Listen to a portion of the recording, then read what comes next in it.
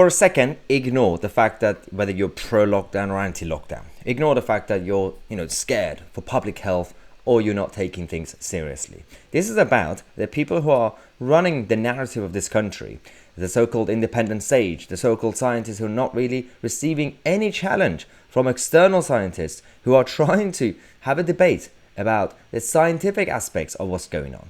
There is an issue. There's a second lockdown coming up. Leaked documents are now proving that, and the communists at independent stage are pushing for it.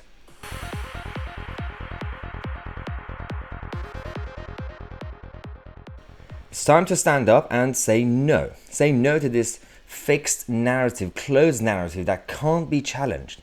It's not supposed to be my job to challenge it. I'm not a scientist. My job is to make sure that we create an environment where the debate could happen. There are a number of scientists, including actually WHO themselves, who are some of them standing up to say that, well, you do not use lockdown as a primary solution. It was fine the first time when something's new. You're freaking out. You want to find out how to find the solutions. That's okay.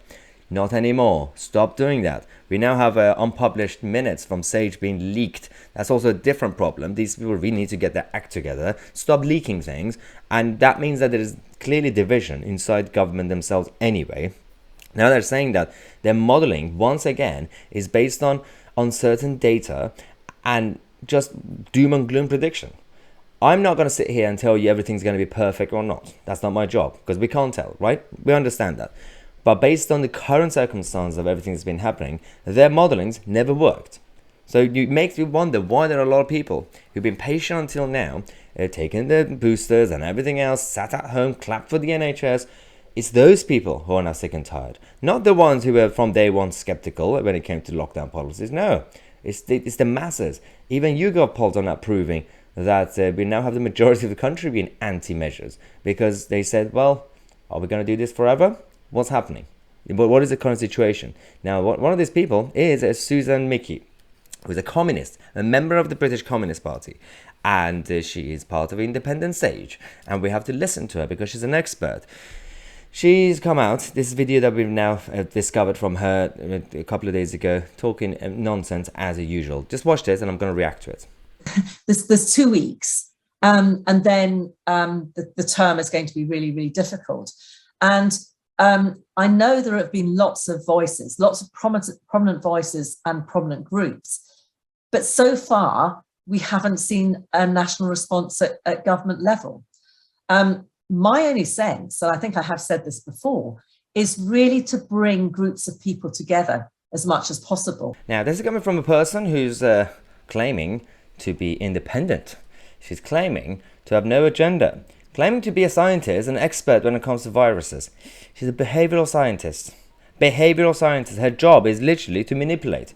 Her job is to literally just talk about the psychology of how to control people and how to manage to convince people to do what they want to do. This is why these guys have been successful for the past few decades, since the 1940s and 50s, because they infiltrated academia and a number of our institutions, our culture.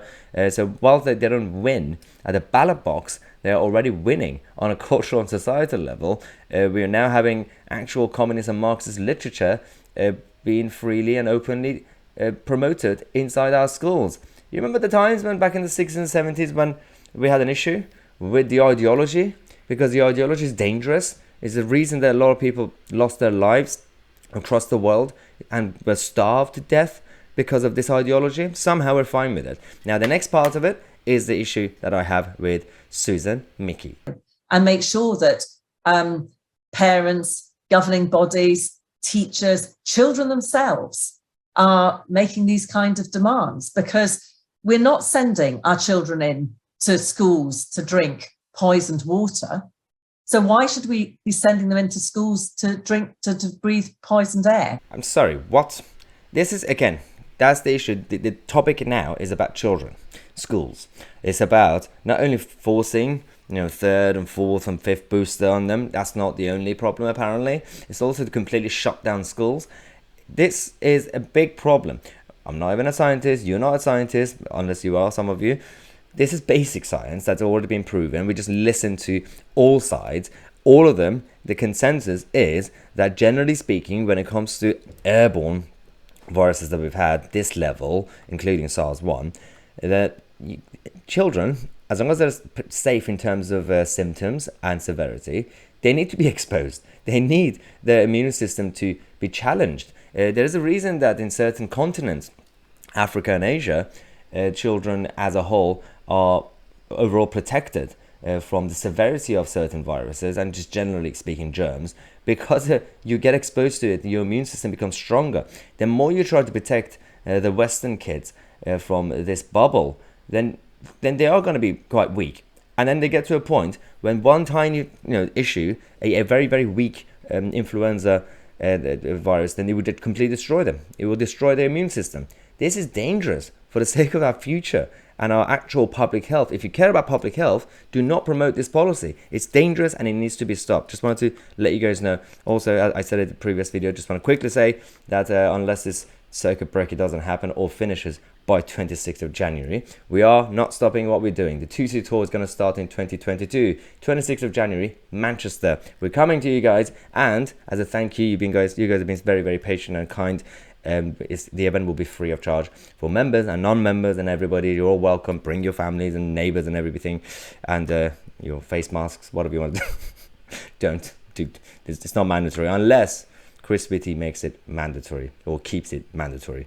We'll see how it goes. I'll give you the details very, very soon. Thanks again for watching the video. Subscribe, click on a bell next to it, otherwise you would not get recommended these videos on this platform anymore. Thanks again for watching. I'm Tousi and we are the media.